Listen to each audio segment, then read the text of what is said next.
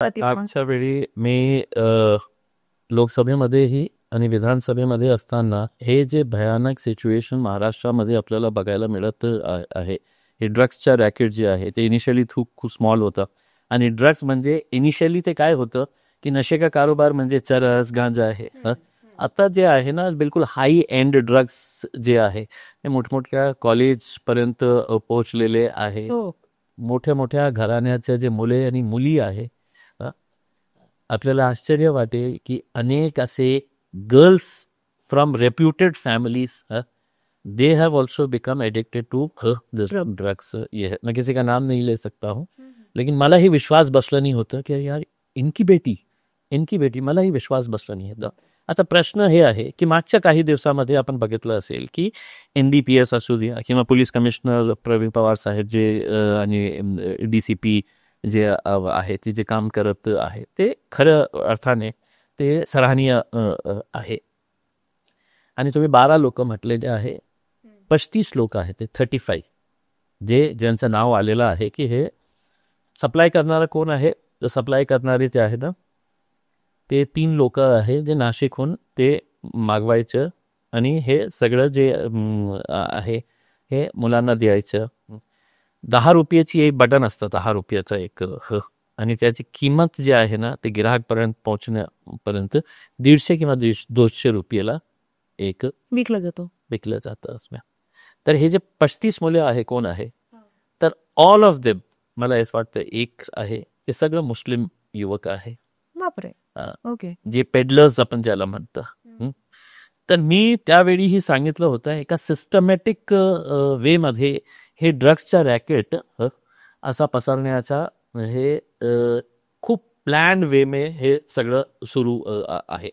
ज्या ज्या एरियामध्ये पकडण्यात आलेलं आहे, ज्या एरियामध्ये मी सांगतो की कटकट गेट असू द्या, किराडपुरा असू द्या, रोशन गेटला जे झालेलं आहे त्या एरियाच्या पोलीस स्टेशनने अरेस्ट नाही केलं. त्यांची जे स्पेशल टीम होती, NDPS ची टीम होती किंवा DCP ची होती टीम किंवा CP ची टीम होती, याचा अर्थ काय आहे की त्या पोलीस स्टेशनला माहीत आहे की या एरियामध्ये ड्रग्स कोणीतरी विकत आहे, पण ते याच्यावर कारवाई का करत नाही आहे, कारण त्यांना हफ्ते त्यांच्याकडून मिळत आहे. म्हणून बाहेरची टीमला तिथे जाऊन आता समजा पोलीस कमिशनरांनी असा निर्णय घेतला की ज्या एरियामध्ये ड्रग्स आम्हाला सापडतील त्या एरियाचे PIला आम्ही ट्रान्सफर करणार आणि त्यांना आम्ही येतो कंट्रोल रूम मध्ये.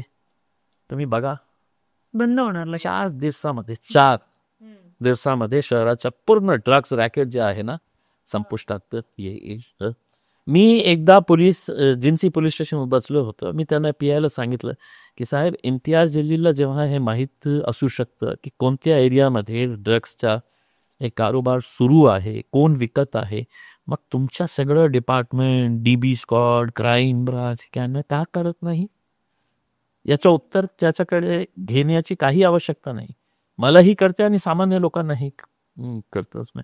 पण इतकं भयानक हे सिच्युएशन आहे की एकदा माणूस ते नशेच्या कारभारमध्ये आलं ना की कुणालाही म्हणजे सेफ राहणार नाही आहे. क्योंकि एक मर्तबा जब वो नशे के अंदर आ जाता है तो उसको समझ में नहीं आता है वो क्या कर रहा है करके.